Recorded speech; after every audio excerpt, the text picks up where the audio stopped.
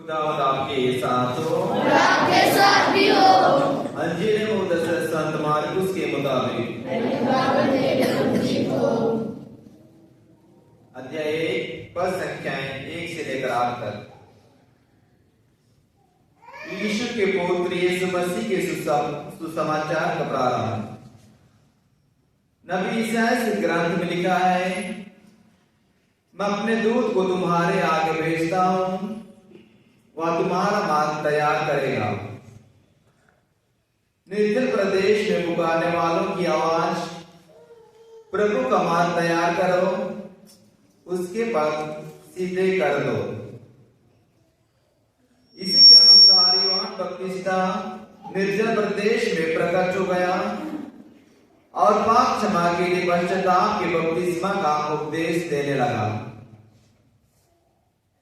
सारी यहूदिया और यरूशलेम के लोग यूहन्ना के पास आते थे और अपने पाप स्वीकार करते हुए यरदन नदी में उससे बपतिस्मा ग्रहण करते थे।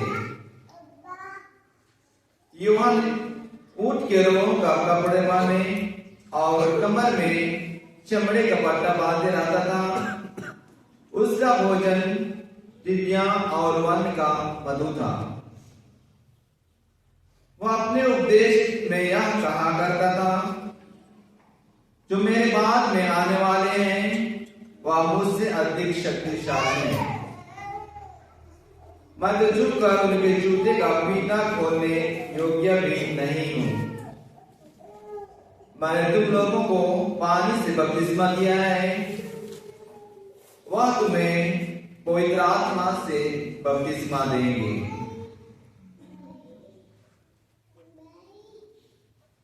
यह खुदा की बात अंजील है।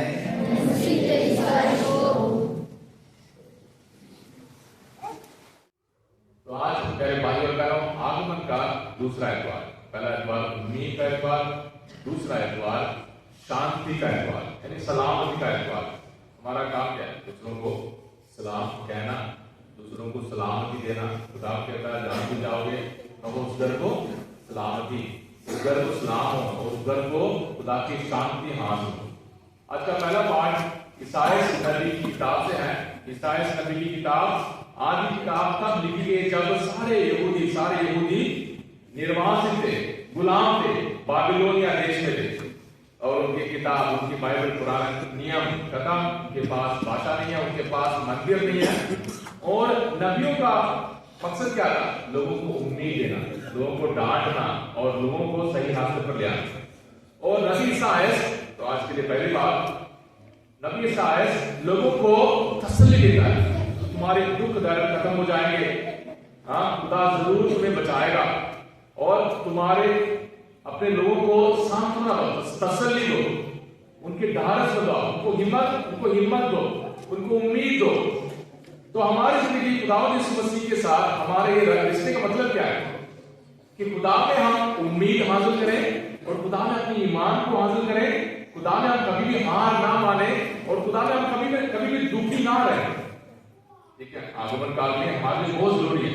हमारी हालत कुछ भी हो सकता है, नए कपड़े मिले नहीं मिले, गिफ्ट मिले नहीं मिले और हमारी मर्जी पूरी होती है नहीं होती है, पर जब भी चर्च आते हैं, जब भी पाप माफ के लिए आते हैं, याद रखना मुझे उम्मीद हासिल करना है, मेरी हिम्मत जितनी भी कमजोर होगी उसे मजबूत करना है और एक दूसरे को तसल्ली देना है और एक दूसरे को बोलना है कि हाँ जी हिम्मत मत हारना, खुदा जरूर आपको बचाएगा, खुदा जरूर आपको अकल देगा, सद्बुद्धि देगा। पेपरों की तैयारी हो, माँ बाप का कहना मानना हो, हमने सोचना है कि हाँ जो भी बात बीत गई, खुदा मुझे एक नई उम्मीद देगा, खुदा मुझे आजाद करेगा मेरे सारे बुरे बंधनों से। सिर्फ बंधन नहीं है, बंधन अच्छे भी होते, बंधन रूहानी भी होते, सारे बुरे बंधनों से खुदा मुझे छुड़ाए। तो पहली बात ईसाया नबी हम सबों को आज यही कहता है, ढाढ़स बंधाओ, हिम्मत दो, उम्मीद दो, तसल्ली दो और लोगों को अपनी खुशियों से, शांति से भरो। आज का दूसरा पाठ बहुत अच्छा है। ये बात, इन आयतों को जरूर याद रखना। पतरस लिख रहा है, ये बात अवश्य याद रखें, याद रखने वाली बात, कि प्रभु की दृष्टि में एक दिन 1000 वर्षों के समान। एक दिन 1000 साल, और 1000 साल एक दिन के बराबर है। पर खुदावन अपनी प्रतिज्ञा, अपने वायदों को पूरी करने में देर नहीं करता है ना। कितने बार हम लोग सुनते हैं दुनिया खत्म होने वाली है, ये हो गया वो हो गया, पर याद रखना खुदा के वक्त हमारे वक्त नहीं है, खुदा के इरादे हमारे इरादे नहीं है। खुदा के लिए अभी 2023 साल हो गए, यीशु के जन्म से 2023 साल हो गए। खुदा के लिए एक पल के समान, एक सेकंड के समान, एक मिनट के समान, एक दिन के समान, पर हमारी जिंदगी दूर के समान है। हमारी जिंदगी बीत सकती है, पर हम सबों को कैसे जिंदगी जीना है, जिंदगी कैसे जीना है, हर वक्त तैयार है। आपने पाकसागत हासिल की, पाकसागत हासिल करने के बाद जो बड़े ईमानदार ऑल्टर सर्विस में बेदी के सामने काम सेवा करता था डोमिनिक सालियो, तो डोमिनिक सालियो से सारे लड़कों से, वहां हॉस्टल में पढ़ने वाले सारे लड़कों से जब खेल रहे थे, डॉन बॉस्को ने यानी उनके बड़े फादर ने पूछा, अभी दुनिया खत्म हो जाएगी, अभी खुदा आने वाला है, तो क्या करोगे? एक बच्चा बोलने लगा मैंने घर वापस जाना है, मैं अपने मम्मी के पास बैठना। दूसरा बच्चा बोलने लगा मैंने जाकर इकरार करना है। तीसरा बच्चा बोलने लगा मैंने चर्च में जाकर दुआ करना है। डोमिनिक सालियो ने कहा मैं खेलते रहूंगा, अभी खेल रहा था, अभी खेल रहा हूं, मैं खेलते रहूंगा, क्योंकि खुदा कब आएगा, कैसे आएगा, मुझे कोई डर नहीं है। मैं खुदा के लिए मैं हमेशा तैयार हूं, मैंने कोई गलती नहीं की है, मेरे ऊपर पापों का बोझ नहीं है, इसलिए मैं हमेशा तैयार हूं। पतरस की बात याद रखना, खुदा के लिए 1000 साल एक दिन के बराबर है, और 1000 साल एक पल के बराबर हो सकता है, एक दिन 1000 साल भी हो सकता है। इसलिए हमारी जिंदगी बहुत कीमती है, बहुत कीमती है। हम दूर के बराबर हैं, पर हमारी इज्जत बहुत खास है। खुदा के बच्चे हैं, खुदा के प्यारे बच्चे हैं, खुदा की इज्जत से मामूर है हम। खुदा ने अपने शक्ल और सूरत में हमें बनाया, हमारे रंग मायने नहीं रखते, हम छोटे हैं बड़े हैं मायने रखता है। हमें हमेशा खुदा के लिए तैयार रहना, जागते रहना, जागते, सोने और उठने वाली जागने नहीं, दिल दिमाग से हमें खुदा के लिए तैयार रहना। याद रखना, खुदा के लिए 1000 साल एक दिन के बराबर है, एक दिन 1000 साल के बराबर है। अंत में पतरस कहता है, इसलिए प्यारे भाइयों और बहनों, इन बातों की प्रतीक्षा करते हुए इस प्रकार प्रयत्न करें, मेहनत करें कि आप लोग प्रभु की दृष्टि में निष्कलंक, बेदाग, निर्दोष, पाक और उसके अनुकूल हो, खुदा के पाक वचन के मुताबिक चलने वाले बने। आज का अंजील मार्कुस के अंजील सबसे छोटी है, सबसे बड़ी है, सबसे लंबी अंजील है ना मार्कुस की, या सबसे छोटी है? जल्दी, मार्कुस की सबसे छोटी, सबसे लंबी? मार्कुस के अंजील सबसे छोटी है, सिर्फ 16 अध्याय है, चैप्टर कितने हैं? सिर्फ 16 है। मार्कुस के अंजील सबसे छोटी है, और मार्कुस के अंजील को मार्कुस 12 शहीदों में लिखा, मार्कुस 12 शहीदों में लिखा, मार्कुस 12 शहीदों में लिखा था नहीं? हाँ या ना? हाँ, और मुझे बोला हाँ जी, तो बता दो हाँ जी। मार्कुस नहीं था, मार्कुस 12 शहीदों में एक नहीं था।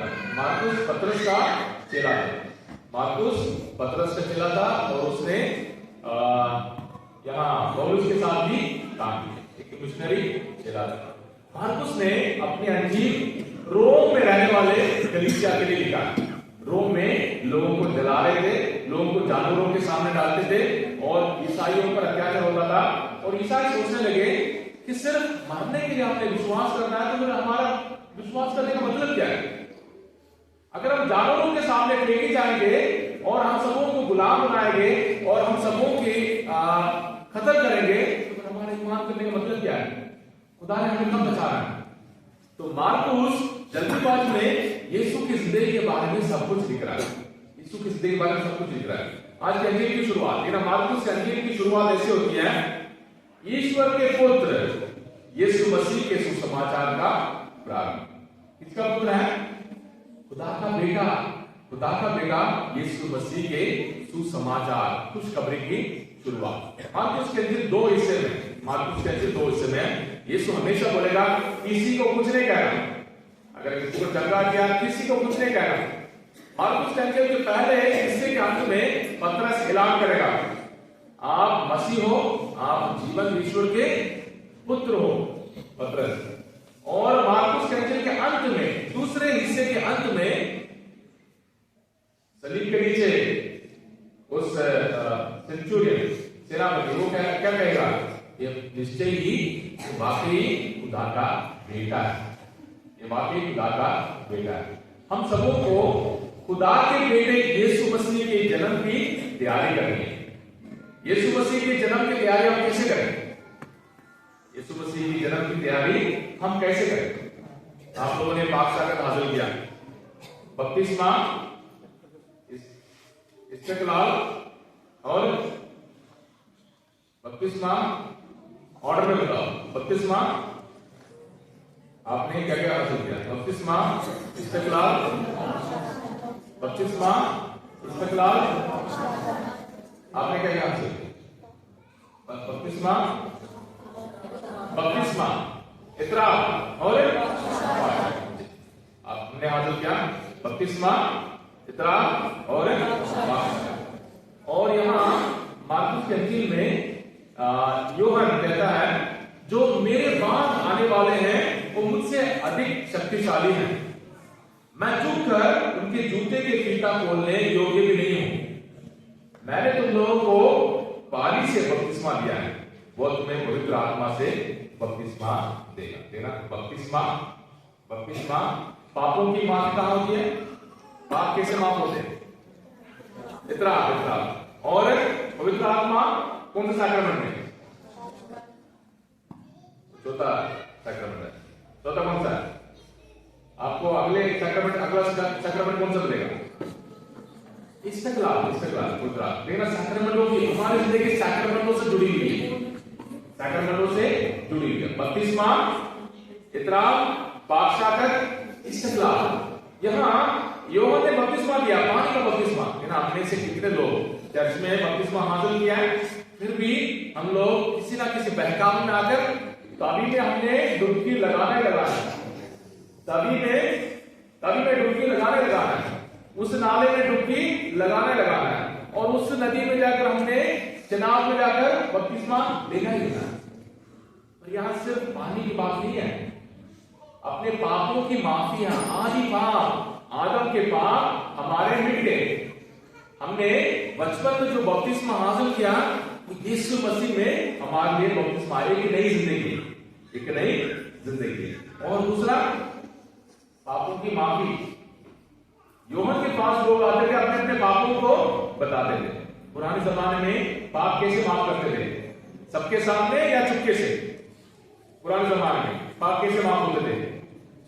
सबके सामने, लोगों को सबके सामने बोला था कि मैंने ये गलती की, मेरे पाप माफ किए जाए, और उस पाप के हिसाब से उनको चढ़ावा भी चढ़ाना था, उनको चढ़ाना। मान लो मैंने एक बहुत बड़ा पाप किया है, मैंने सबके सामने बोला कि मैंने ये पाप किया है। यूहन्ना ने या किसी ने बताया कि हाँ आप मंदिर में एक बैल चढ़ाओ। मैं अगर बैल लेकर मंदिर गया, लोग सोचेंगे उसने इतना बड़ा पाप किया, देखो इतना बड़ा चढ़ाओ। शुरुआत में पाप की माफी पब्लिक होती थी, सबके सामने। अब हमारे पापों की माफी सबके सामने है, चुपके से। क्यों? क्योंकि ये खुदा और हमारे दिल का रिश्ता है। खुदा क्या और हमारे दिल के बीच में रिश्ता है, ये दुनिया के बीच में नहीं। दुनिया से जरूर माफी मांगेंगे, मम्मी डैडी से माफी मांगेंगे, जिनको हमने दुखी किया उनसे माफी मांगेंगे। पर इतना पाक सैक्रमेंट एक पाक रिश्ता है यीशु और हमारे बीच में। आप लोगों ने कितने बार इसमें टीवी में देखा होगा, सबके सामने आते हैं, चिल्लाते हैं और उनसे शैतान निकल जाता है, सबके सामने। पर ये कलीसिया की शिक्षा नहीं है। कलीसिया हमारे दिलों की ख्याल रखती है, कलीसिया हमारे दिलों को पाक बनाने का ख्याल रखती है। हमारे पापों की माफी के लिए कलीसिया ने सबों को पाक सैक्रमेंट दिए, यीशु ने दिए। यीशु ने कहा जब तुम किसी के पाप माफ करोगे, पवित्र आत्मा के जरिए उनके पाप माफ किए जाएंगे। इसलिए हमें बपतिस्मा मिला है और इस इतराफ हमने किया है। और हर बार जब भी हम पाप करेंगे, हम क्या करेंगे? हम इतराफ के जरिए अपने दिल को पाक साफ करेंगे। और इस्तकलाल पाक साकर में हमें अपने ईमान की मजबूती के लिए दी जाती है। लेकिन हमने आपके पाक साकर के लिए माँ बाप को बोला था, आप इतराफ करो, तैयार करो। क्यों? क्योंकि आप उस उम्र में नहीं आए हैं ये बोलने के लिए मैं अभी अपनी मर्जी करूंगा। माँ बाप ने उनकी जिम्मेदारी पर आपको बपतिस्मा दिलाया और उनकी जिम्मेदारी के साथ अभी आपको पाक साकर मिला है। और इस्तकलाल के समय आप बोलेंगे, मैं अब बड़ा हो गया हूं और मैं अपने ईमान में मजबूत होने के लिए वादा करता हूं। इस्तकलाल और संत मार्कुस हम सबों को इस अंजील के जरिए यूहन्ना के बारे में बताता है, यूहन्ना बपतिस्मा। लेकिन हमने से हर कोई खास मिशनरी। लेकिन आखिरी बात है, ये लास्ट पॉइंट ध्यान से।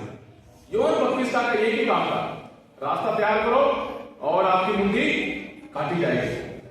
यीशु के लिए रास्ता तैयार किया और हेरोद के साथ उसकी लड़ाई होगी और हेरोद ने उसकी मुंडी कटवा दी। यूहन्ना को और कोई चिंता नहीं थी। हम में से हर कोई रास्ता तैयार करने वाला है। हम में से हर कोई अपने लिए खुदा का रास्ता तैयार करने वाला है। ऐ प्रभु यीशु मेरे दिल में आओ, ऐ प्रभु यीशु मेरे दिल में आओ, ऐ प्रभु यीशु मेरे ख्यालों को पाक बना, जितने भी हों, बड़े जितने भी अच्छे हों, जितने भी बुरे हों और जितने भी गंदे हों, पर ऐ प्रभु तेरे और मेरे बीच में जो रिश्ता है वो रिश्ता कभी भी गंदा ना हो। तेरे साथ चलने वाला जो सफर है उस सफर में कभी पीछे ना हटे। यूहन्ना बपतिस्मा को हमेशा याद रखना, मेरी जिंदगी में मैं क्या बनूंगा, मैं बड़े होकर क्या बनूंगी। यूहन्ना बपतिस्मा के समय तो उसी के समान खुदा ने मुझे चुना है, खुदा ने मुझ मेरे लिए एक खास काम दिया है। उस काम को, उस जिम्मेदारी को मैंने पूरा करना है। जो कुछ भी बनना है, इंजीनियर बनना है, डॉक्टर बनना है, वकील बनना है, फादर बनना है, सिस्टर बनना है, कुछ भी बनना है, मेहनत के अलावा, कुर्बानी के अलावा हम कुछ भी बन नहीं सकते। मेहनत के अलावा, कुर्बानी के अलावा हम कुछ भी नहीं बन सकते। खुदा हम सबों को आज भी बुला रहा है, किसके लिए? बड़े दिन की तैयारी के लिए। बिना डर के, उम्मीद के मारे, शांति से भरपूर होकर हम बड़े दिन की तैयारी करें। तसल्ली दे, 1000 साल एक दिन के बराबर है। हम सबों को उम्मीद के साथ चलना है और हम भी अपने पाक सैक्रमेंट की इज्जत को कभी गंदा ना करें। अपने पाक सैक्रमेंटों के जरिए हम भी बड़े दिन की तैयारी में आगे बढ़े। आमीन। आज हमारे लिए दुआओं की जगह चढ़ावा है, बच्चों के बाइबल है और रोजरी है और चलने का ढांचा है, तो भी पढ़े जा सकते हैं। और उसके जरिए हम ये खुदा के हवाले कर रहे हैं ताकि हमारी तैयारी रूहानी बने और हमारी तैयारी बड़े दिन के लिए हमारे परिवारों को और हमारे दिल को, हमारे चर्च को एक और पाक रास्ते पर ले जाए।